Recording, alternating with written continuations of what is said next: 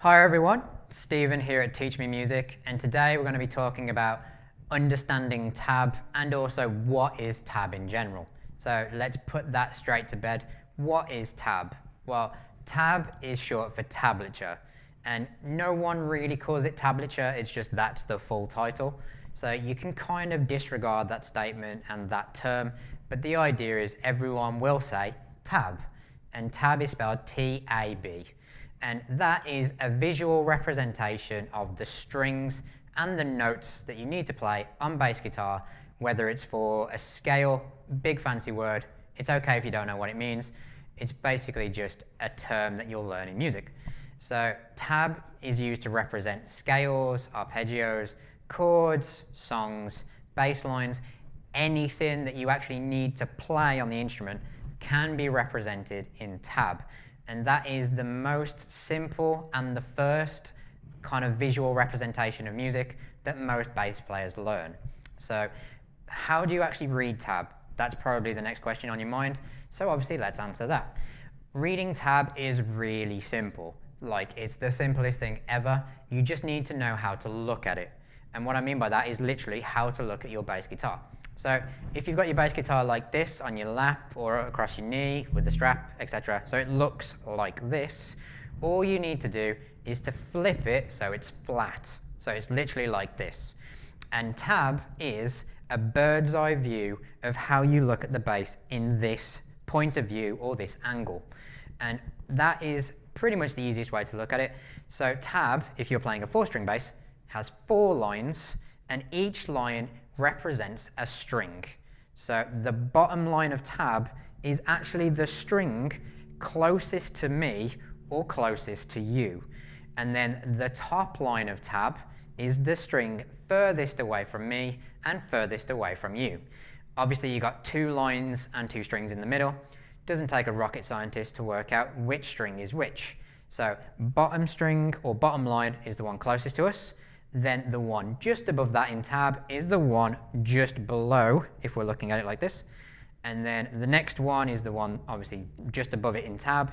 And then we finally get to the top line of tab, which is the string furthest away from me when I have it like this.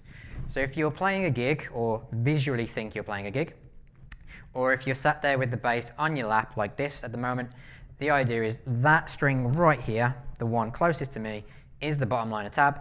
And this one, which is the furthest away, is the top line of tab. And that's the reason why some people get it wrong. Some people read tab the wrong way. So if you ever get stuck and you ever think this sounds wrong, I don't understand what's going on, why is the tab wrong, why does this not sound right? The idea is if you just flip it very quickly, have a look and go, okay, yeah, I'm playing it the wrong way round. And if you do this a few times, I guarantee it will sink into your memory, you'll remember it, and then tab becomes the easiest thing to read. So that covers the 4 lines of tab, but what happens if we have 5 lines? What happens if we have 6 lines? Well, if you have 5 lines, you should be playing a 5-string bass, and the same rules apply. And if you have 6 lines of tab, you're either reading guitar tab, electric guitar tab, so stop reading it, that's the wrong instrument, or you've got a 6-string bass, and obviously the same rules apply, where the string closest to me is always the bottom line, and the line at the top of tab is the one furthest away. It's just the fact that we've got 6 strings rather than 4. So that is one aspect of tab. Well, what is the other aspect? Tab has numbers. It can have 1, it can have 0, it can have 24, it can have 12. It literally can have any number as long as we have the right number of frets for the bass guitar. And this is probably going to be the thing that you'll get wrong to start with the most, so take this really slow. So if we take the top line of tab, which is this string right here for me, because it's the one furthest away, if I said 0, and you'll see it on the screen visually, if I told you to play a 0, it means you play it as an open string, which means that your fretting hand, if you don't know what I mean by fretting hand, then you need to go and watch my left versus right video before you watch this one. My fretting hand does nothing, so literally put it in the air like you just don't care, or leave it on your knee, and with your plucking hand, you run your finger across the string. That note right there is a 0 on the top line of tab because that's the string that I'm playing. Makes sense, right? Nice and easy. If I then wrote a 1 on the same line, which you'll see visually represented, it means that I'm taking my fretting hand, playing just before the first fret. That is now a 1 on the top line of tab, which is my G string.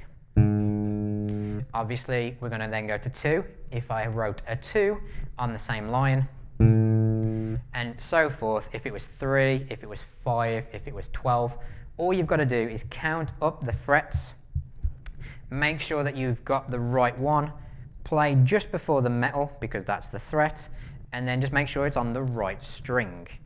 And this is something that I definitely think you should do and consider because there's 2 ways to approach it. So when you're reading tab, because you will be reading tab for a very long time, especially playing bass, you either do one or the other. So you either read the line, the string first, and then find the number, which is the fret, and you do it in that order every single time you play a note, because then you're not going to mess it up. Or you do what I do, which is if I'm reading tab, I read the fret first, so the number, and then I look at what line or what string it's on. And you get the same effect, you get the same note, you get the same correct part that you're playing. It's just which one do you prefer to do first? Do you prefer to get the string right first, or do you prefer to get the fret right first? One will definitely be easier than the other, so make sure that you're picking the one that's best suitable for yourself. And then if someone says you're doing it wrong, just smack them. Don't smack anyone.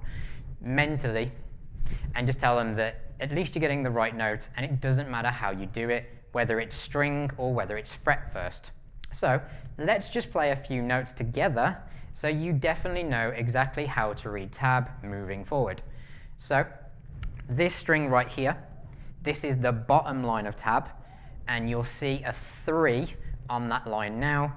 And what you want to do is take any finger on your fretting hand just before the 3rd fret, push down, and then obviously it's this string right here. Run your index or middle finger over the string. That is the 3 on the bottom line of tab. That's it. Then if we play the 3 on the next line up from tab, remember that we're going this way on the bass guitar. So we're going to jump down a string, and down means towards the floor. And then it's the 3rd fret still, so finger on the 3rd fret, but we're on this string instead, and then just play it nice and lightly. That is the 3rd fret on that line of tab. Then if we jump down to the next one, so when I say jump down, I mean we're going towards the floor on the physical bass, but we're going up in tab because obviously we're reading up the page. So we're now on the 3rd line of tab from the bottom, and this is a 3 again. So 3rd on the 3rd line, that's that one. Really, really dead simple. All you've got to do is find the number, find the string, which is the line. You're all good to go. You'll never get it wrong. And just to obviously add a few more to it so you can play along, then let's do a few more. So the 5th fret on the top line of tab would be right here, because that is 1, 2, 3, 4, 5. So finger on the top line of tab, which is the G string on the bass guitar. Then if we did a 7 on the bottom line of tab, so 1, 2, 3, 4, 5, 6, 7, right there on the bottom line of tab, which is the string closest to me. There you go. Absolutely fine. If you can play all those notes with me, and obviously you can pause it and have a look at what it's got on the screen, or download the PDF, etc., just so you can play it in your own time. If you can do that and you can read that, you can understand tab. Tab never changes. There's other stuff that we'll look at in later lessons where we use certain symbols and certain markers, but once again, it's just 4 lines which represent the strings, and the numbers represent the frets. That's all you need to know for now, and if you can do that, you can start learning any song you like, and you can start understanding all the stuff that I'm going to teach you in the videos coming very soon. So make sure all that makes sense. double check everything, and when you're ready, we'll see you in the next video.